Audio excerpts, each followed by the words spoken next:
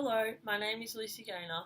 I am currently completing a Bachelor of Clinical Exercise Physiology at the University of New England.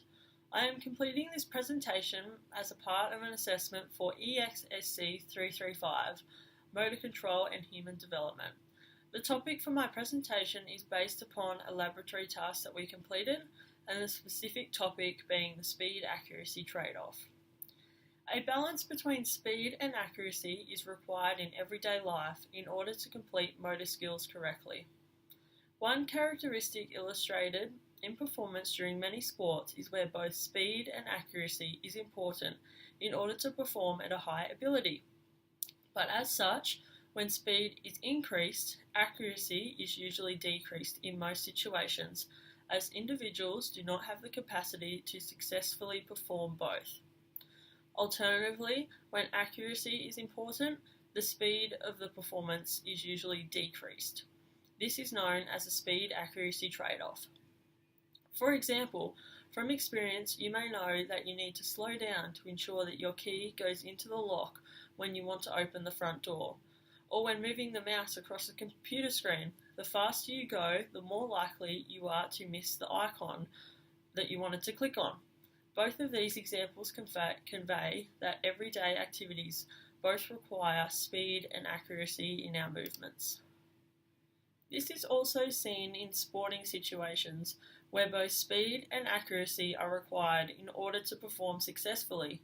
This might apply to swinging a cricket bat, hitting a tennis serve against a backstop rather than a tennis court during a game, or taking a shot in soccer or hockey.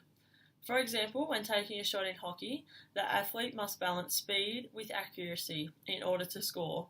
If the athlete hits the ball for accuracy, this sacrifices speed, then this will give the goalkeeper a greater opportunity to save the ball.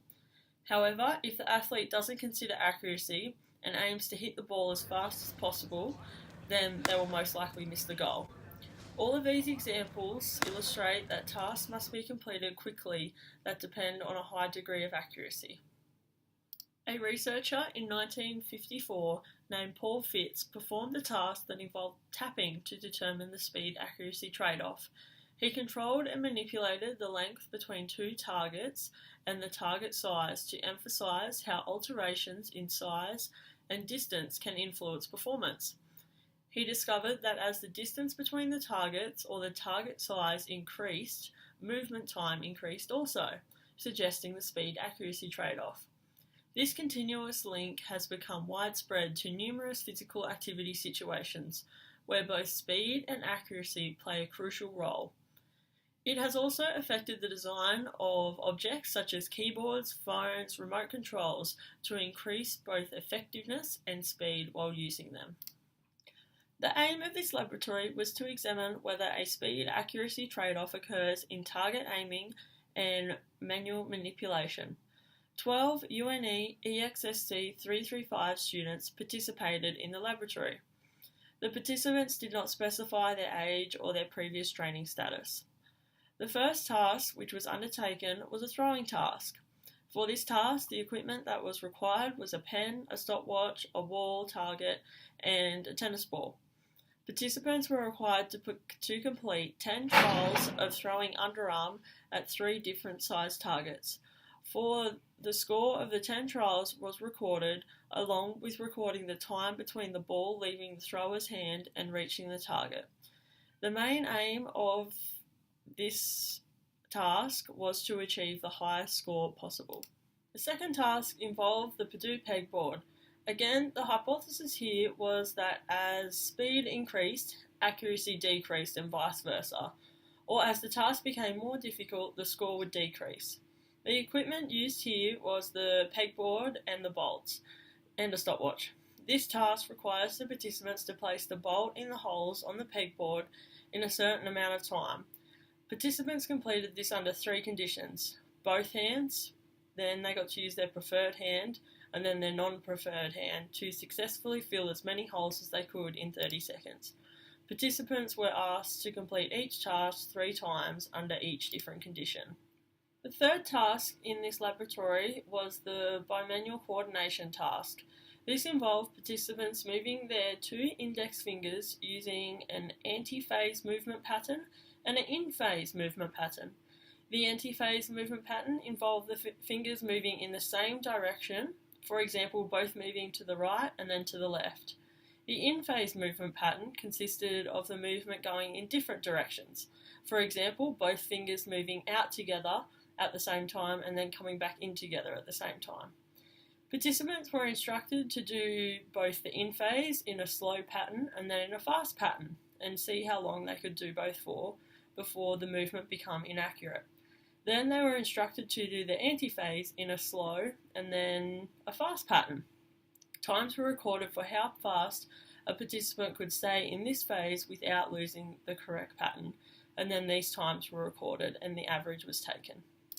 The aim of the first task was to observe the connection around the amount of time it takes to make a rapid arm movement in contrast to the difficulty of the task, for example, the target size. It was seen that as the target size increased, average performance increased, with Figure 1 illustrating this. Performance is dependent on the size of the target, which is again emphasised in the graph below. Furthermore, there is a large jump in average performance between the small target and the medium target, from 0.33 to 0.84 out of 1. There is also a jump from medium to large, from 0.84 to 0.98 out of 1, demonstrating that again performance is dependent on the target size. Furthermore, it is prominent from the results that as target size increased, the movement time declined. This is shown in Figure 2. This is a result of the speed-accuracy trade-off. As target size increased, the movement time decreased due to less accuracy being required for the bigger target, in contrast to the smaller target where a greater amount of precision and accuracy is desirable. The aim of the second task was to consider the relationship between speed and accuracy alongside complexity of the task, which was hands that were used to perform the task. 3 trials of each were performed, and the average of all of these is presented in Figure 3. Our results revealed that the highest performance level was seen when individuals were allowed to use both their hands, with a score of 10.7, due to this being a less complex movement. Next was the preferred hand, with a score of 10.2, and lastly, non-preferred with a score of 8.9. This can be accounted for as when participants used their non-preferred hand, this resulted in increased concentration and accuracy, which resulted in decreased speed and their overall score. The aim of the third task was to consider the relationship again between speed and accuracy alongside complexity of the task, which was either the in-phase or the anti-phase, slow or fast. The results presented in Figure 4. It is conveyed here that individuals were able to remain accurate for a longer period of time in both conditions when at a slow speed. It is also illustrated that during the fast speed, the time able to maintain both conditions is significantly decreased. Here again, this conforms to previous research, representing the speed-accuracy trade-off, as when individual speed is increased, their accuracy is decreased, and vice versa.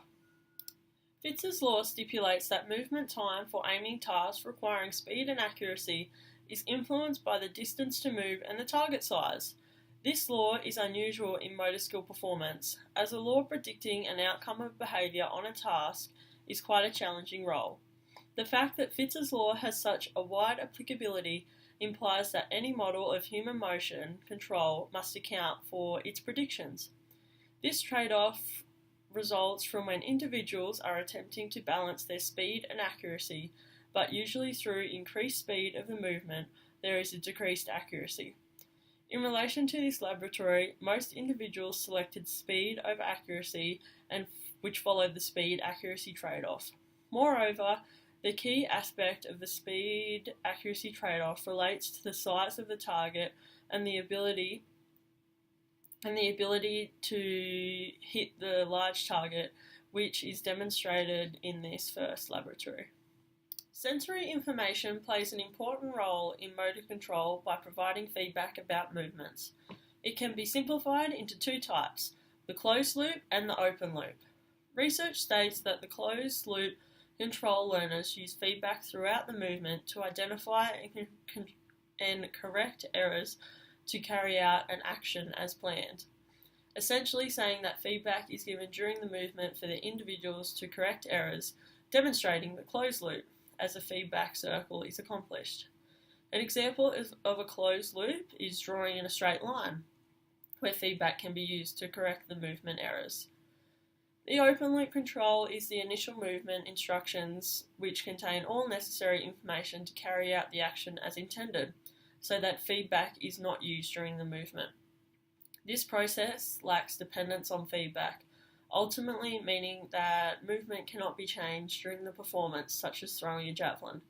This may not be effective when environmental conditions are constantly changing or the movement requires a high response accuracy.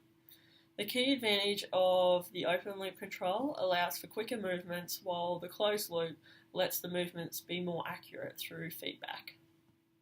During this lab, participants were required to throw a ball at the wall as fast as possible, and at the same time trying to stay accurate, demonstrating the open loop control.